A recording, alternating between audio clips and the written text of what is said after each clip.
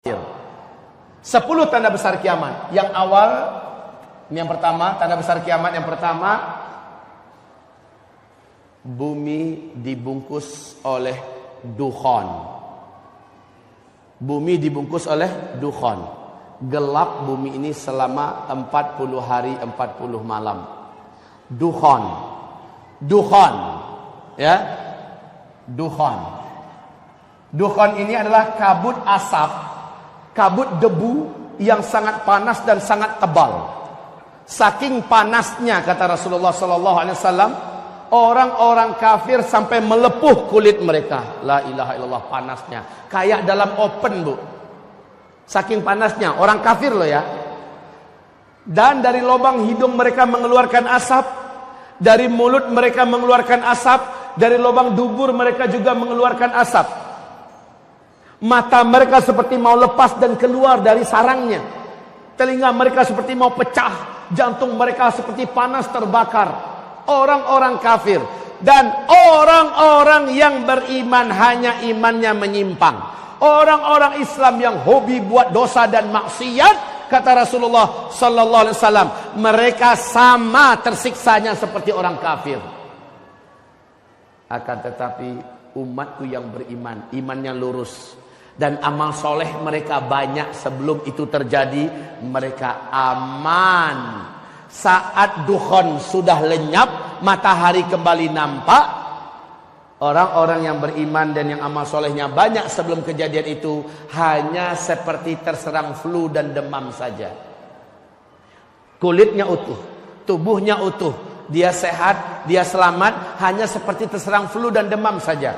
Tapi orang kafir, orang Islam yang hobi berzina sebelum kejadian itu, orang Islam yang hobi minum minuman keras, orang Islam yang hobi menelantarkan salat, orang Islam yang hobi durhaka kepada kedua orang ibu bapaknya, orang Islam yang masih hobi makan riba, orang-orang Islam yang masih banyak berbuat dosa dan maksiat, dia sama tersiksanya seperti orang-orang kafir.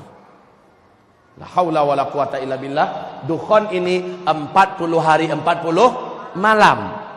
Bumi ini gelap gulita. Kalian tidak mampu membedakan kapan siang, kapan malam. Bahkan salah seorang di antara kalian mencoba mendekatkan telapak tangannya ke arah wajah, lam yakad yaraha, tak mampu melihat apa-apa saking tebalnya dukhan itu. La haula wala quwata illa billah. Kaum muslimin yang kami muliakan, setelah dukhan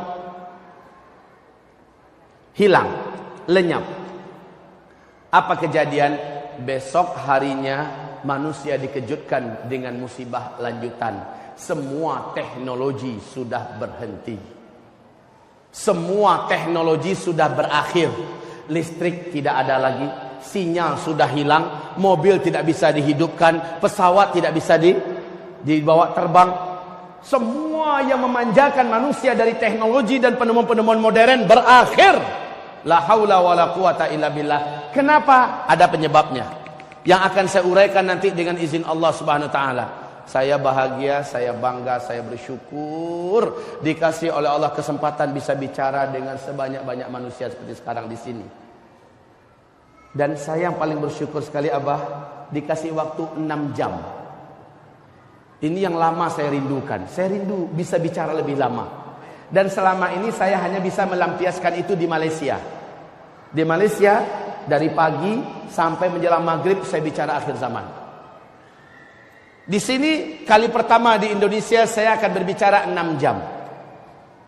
Kaum muslimin, ini belum apa-apa dibanding yang mulia Rasulullah. Rasulullah, kata para sahabat, bicara tentang akhir zaman, sejak lepas sholat subuh beliau naik ke atas mimbar. Beliau ceramah sampai masuk waktu zuhur. Masuk waktu zuhur beliau turun mengimami kami sholat berjamaah. Habis zuhur naik lagi ke atas mimbar, lanjut sampai asar. Asar beliau turun mengimami sholat asar. Lepas itu naik lagi, lanjut sampai maghrib. Sehingga kata para sahabat seperti Abu Hurairah berkata, tidak ada seorang pun di antara kami yang berani beranjak dari tempat duduknya. Yang ingat dengan apa yang Nabi sampaikan adalah yang paling banyak catatannya dan yang paling kuat hafalannya. 1 hari penuh, Pak. Jadi masih kalah anak muda seperti Zulkifli, Kalau menyampaikan ini, maka ketika Abah Rauf tadi mengatakan jangan pergi kemana-mana ya, ini sunnahnya memang demikian. Dalam majelis ilmu, sahabat telah membuktikan setianya mereka mendengarkan. Mereka tidak berani keluar. Apalagi materi kita saya bedah dua, materi amalan dan persiapan apakah yang harus segera kita siapkan dan kita kerjakan sekarang, itu selepas zuhur. Baik kaum muslimin, saya lanjutkan. Dukhan, kabut debu yang panas sangat tebal. Selepas dukhan, teknologi musnah. Iklim udara di dunia menjadi panas. Sementara ketika orang keluar, sudah banyak bangkai-bangkai yang berserakan. Apakah bangkai binatang atau bangkai manusia yang tidak mampu bertahan meninggal dunia. 40 hari Pak, dibungkus oleh kabut debu yang teramat panas. Maka banyak sekali daun-daun, bunga-bunga segala macamnya, burung-burung yang mati. Setelah itu udara di muka bumi dan iklim udara juga berubah drastis menjadi panas. Air menjadi sulit didapatkan. Air-air menjadi kotor karena debu tadi telah turun dan mengendap kembali di bumi. La haula wala quwata illa billah. Kaum muslimin yang kami muliakan, sejak itu kelaparan mulai melanda di muka bumi. Serentak seluruh dunia mengalami kelaparan. Sepertiga air dari langit Allah tahan. Sepertiga tanam-tanaman di muka bumi Allah biarkan mati. Kekurangan pakan secara global, serentak di muka bumi kekurangan makanan. Kalau hanya India yang kekurangan makanan, mudah-mudahan Thailand bisa menolong, Indonesia bisa menolong. Lah ini serentak seluruh dunia kekurangan pakan. Orang berharap mudah-mudahan tahun depan lebih baik, ada solusi, hujan turun lebih banyak.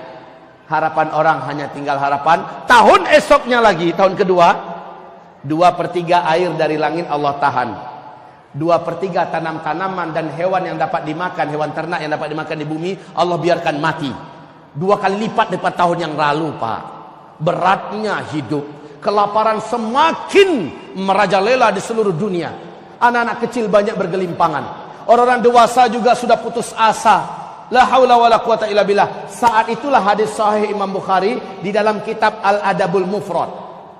Rasulullah bersabda, tidak akan terjadi kiamat sampai tetangga tega mendatangi tetangganya demi memperebutkan sepotong roti yang ada pada tetangga yang ini membunuhnya dan mendapatkan sepotong roti itu.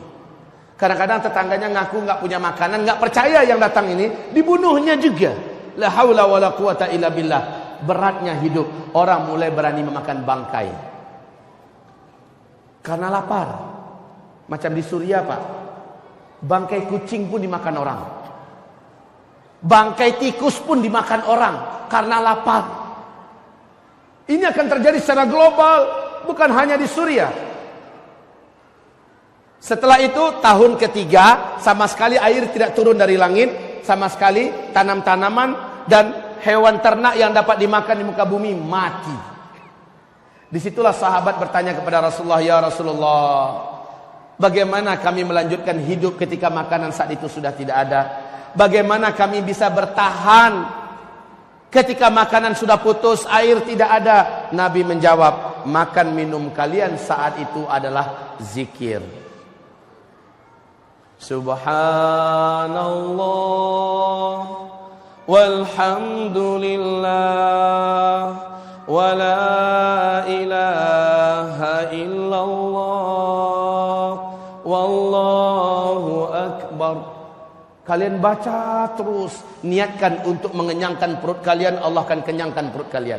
Niatkan ganti minum, maka Allah hilangkan dahaga kalian. Niatkan untuk menguatkan fisik kalian, Allah kuatkan fisik kalian. Baca subhanallah walhamdulillah wa la ilaha illallah wallahu akbar.